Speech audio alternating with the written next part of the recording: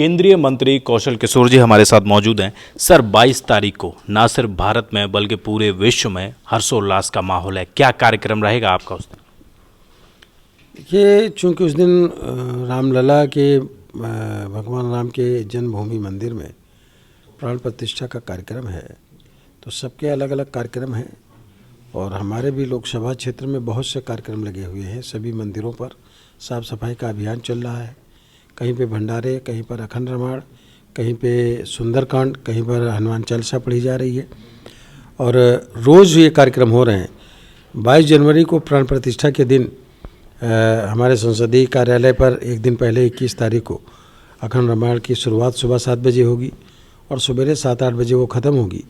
उसके बाद एक मंदिर पर जो है हमारा खुद एक लाइव प्रसारण का कार्यक्रम जो प्राण प्रतिष्ठा का है उसको लगा रखा है। वहाँ पर हज़ारों की संख्या में लोग आएंगे, प्रसाद का वितरण होगा और जो ये कार्यक्रम है प्राण प्रतिष्ठा का, इसको सब लोग पूरी आस्था से देखेंगे, जयकारा लगाएंगे और राम राज की स्थापना मोदी जी के नेतृत्व में हो रही है, इसका सब लोग गुणगान भी करेंगे। और मैं समझ रहा हूँ कि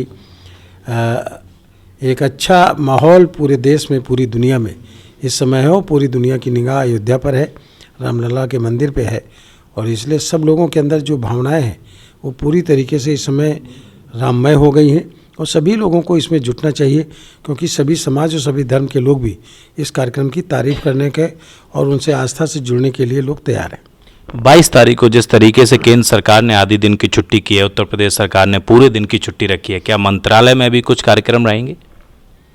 देखिए, सभी जो आधे दिन की छुट्टी में प्राण प्रतिष्ठा का कार्यक्रम रखेंगे और केंद्र सरकार द्वारा जो आधे समय में कार्यक्रम रखे गए हैं कि आधे दिन की छुट्टी, आधे दिन का काम, तो भगवान राम की प्राण प्रतिष्ठा से सभी लोग आह्लादित रहेंगे और सबके मन के अंदर एक भावना अच्छी रहेगी और राम राज्य कैसे लागू हो, विकसित भारत, आत्मनिर्भर भारत, स्वच्छ भारत, स्वस्थ भारत कैसे बने, उसके एक नए सिरे से दफ्तरों में कार्य की शुरुआत होगी और इसलिए छुट्टी का भी आधे समय की घोषणा करते हैं और सभी लोगों को सच्चे मन से लग करके एक विकसित भारत, आत्मनिर्भर और स्वस्थ भारत बनाने में मोदी जी के साथ खड़े होने की ज़रूरत है। जिस तरीके से कांग्रेस ने निमंत्रण को ठुकरा दिया, राहुल गांधी कह रहे हैं कि ये पीएम मोदी का कार्यक्रम आरएसएस का कार्यक्रम है।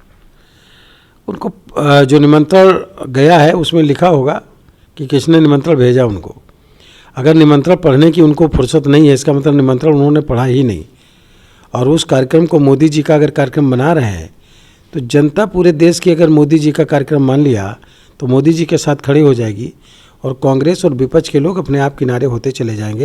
ये खुद इस तरीके की गलतियों पे गलतियां कर रहे हैं और जो आस्था ही इन लोगों की, विपक्ष की आस्था भगवान राम में नहीं है, इसीलिए आमंत्रण को स्वीकार करने का काम किया और मोदी जी पर से नफरत करते हैं, इसलिए मोदी जी पर ब्लेम लगाने का काम कर रहे हैं। लग रहा है सर 2024 में कुछ फर्क पड़ेगा इस 2024 में 350 से ज़्यादा सीटें बीजेपी और 400 से ज़्यादा एनडीए जीत करके आएगी। विपक्ष यानी INDIA के पास जो सीटें थी उसमें से भी बड़े पैमाने पे सीटें कम पड़ जाएंगी। बात करने के लिए बहुत बहुत शुक्रिया। कैमरा पर्सन चंदन के साथ दिल्ली से हृदय यादव, न्यूज़ पॉइंट।